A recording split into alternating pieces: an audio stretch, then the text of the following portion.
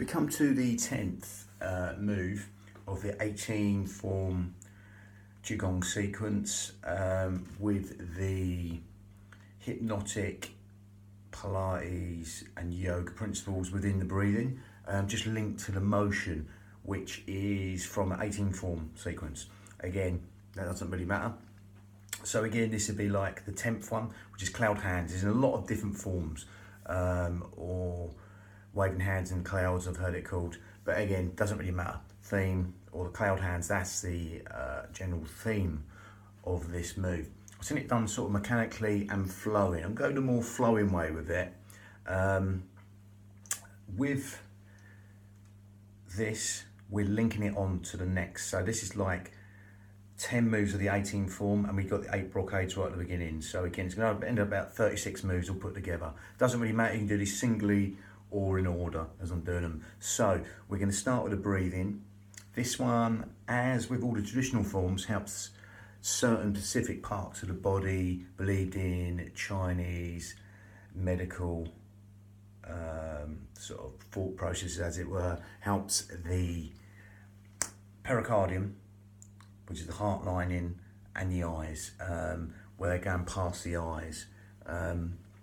Again, that doesn't really matter. We're going to go more down the basis of the breathing. So we go with the breathing now. So as you zip up pelvic floor and scoop out your abdominals and take your navel toward the spine right now, we're going to breathe in through the nose and out through the nose. Okay, now as you do that, you will feel that breath go in low and deep into these lower lobes of lungs, intercostals, the ribs, anywhere but the stomach.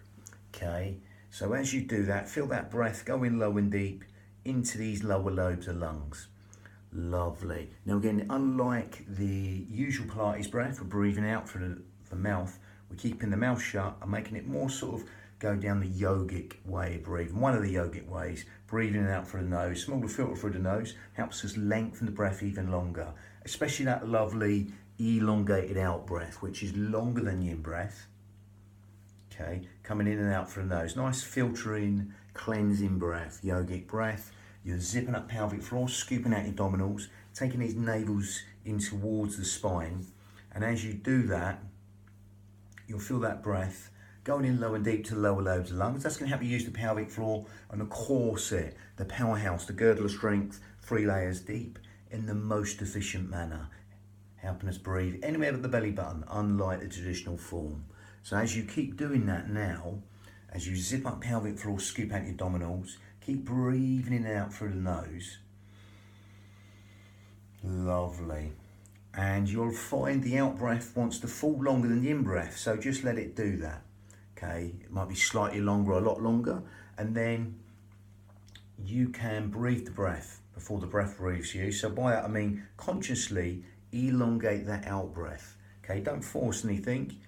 Quadruple it, double it, triple it, whatever you like the out breath. Just make it longer than the in breath, and that's going to bring in the parasympathetic nervous system responses, the benefits that benefit that system, or autonomic nervous system, which is a more deeper thing to talk about. Basically, this is helping all the things you don't think about: sleep, digestion, rest, relaxation, cellular memory, and communication, stuff like that. The organs functioning of their own doing.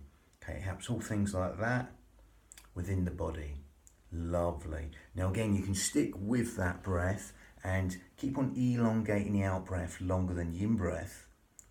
Okay, and if you want to take it on further to Ujjayi breath, victorious breath, then all you do is grip at the esophagus, make it smaller at the throat. If you can't get this, don't worry, carry on with the breathing you're doing, zipping up, scooping out your abdominals, breathing in and out through the nose while lengthening that out breath. But if you want to take this on further, then you get the Ujjayi breath. So again, it sounds like this. You grip at the esophagus and you exhale, let go.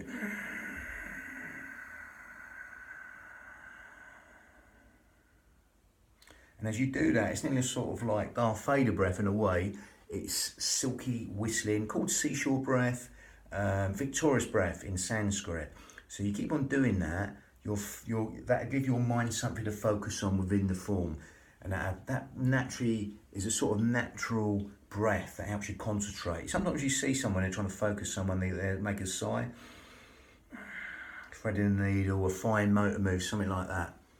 This will help you focus on the breath, and the breath will eventually breathe you as you get more and more into that breathing. So as you keep on breathing for the nose, grip at your esophagus, and exhale.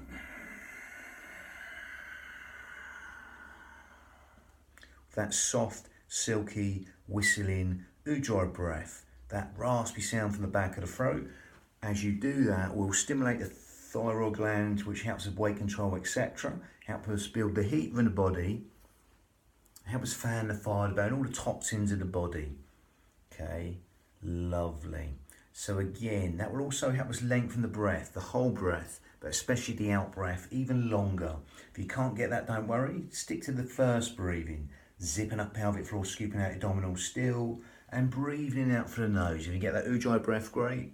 If you can't, don't worry. So we're going to link that to the motion, and we're just going to do an elongated out breath. Okay, again, there's a lot of moves in this one. I'm going to show the hand bit and I'll go back and demonstrate the legs. But as with all Qigong ones, you only go in as deep as you like. If you do go deep, I personally won't go deeper than knees and arm and toes. You can go tailbone deep still, but only as low to keep your knees and arm and toes or less, or just stand up higher. Okay, joints are soft as you're standing up higher. We're going to go for the motion. So keep the shoulders down, because the shoulders will want to come up in this one. In 90% of us, these upper traps are overactive. Okay, and they just want to take over. So just allow the shoulders to melt down in towards the body. Okay, you're going to turn off this skewer. You're going to breathe in with your Ujjayi breath, or just breathe in for the nose as you zip up pelvic floor and scoop out your abdominals. Now. And we're going to exhale. Now again, for as long as you like, and just keep on exhaling when you like. So again, this motion, we're just going to turn. Top hand comes down, palm facing the floor, bottom hand facing the ceiling, the palm facing the ceiling. Then you're going to turn to here. Same's going to happen here. Okay, you're going to come in here so you can see this. So we're just going to turn. The silhouette will come past the eye line. Keep the shoulders down because they will want to come in. Again, clockwise and anti-clockwise they pass as we go again to the other side. And with this, as we're doing it, just going to demonstrate, we breathe in whenever we like, and exhale.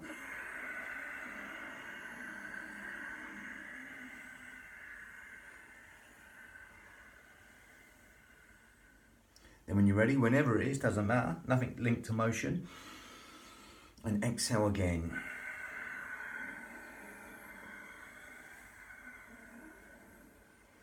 And go again. So I'm going to go back and demonstrate with the feet involved. Feet can be sort of hip width apart or slightly wider if you go deeper. Horse riding stance, slightly out of V with the feet, but not sort of Charlie Chaplin. So again, not here, slightly out. In horse riding stance, you're going to just come here.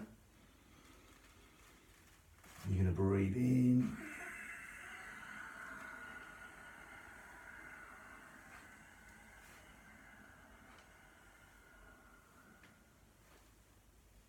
And then start again when you're ready.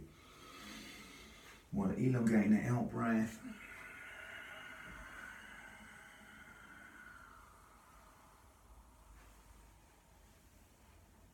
If you go deeper, go deeper.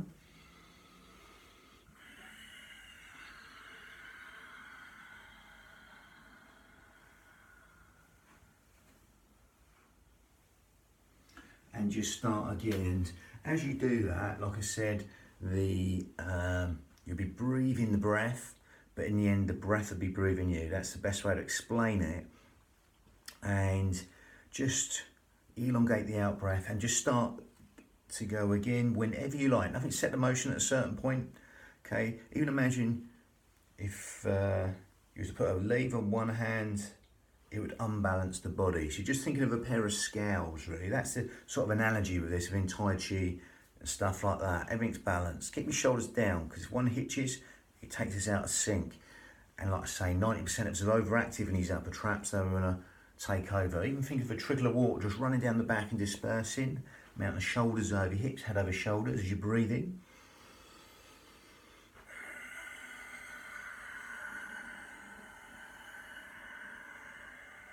and just simply start again. Nothing set the motion, nothing calibrated and synchronized, and allow that simplicity to relax the mind as you keep on elongating the out breath longer than the in breath. Imagine that trickle of water just running down the back and dispersing, mounting the shoulders over your hips, head over shoulders. That lovely soft feed between your shoulder blades. Lovely. And again, just get lost in the breath, the motion, the movement. Remember, true stillness is stillness in motion. As you do that, just simply turn all them moves into one dynamic whole. Okay, again, they will become one within that motion. So that was number 10 of this sequence. Lovely. Number 11 coming up. But again, that was number 10, but which is, we've had 8 brocades and then we added another 18 on the end. So of all of it, that's 18 out of this 26. Okay, lovely. Bang.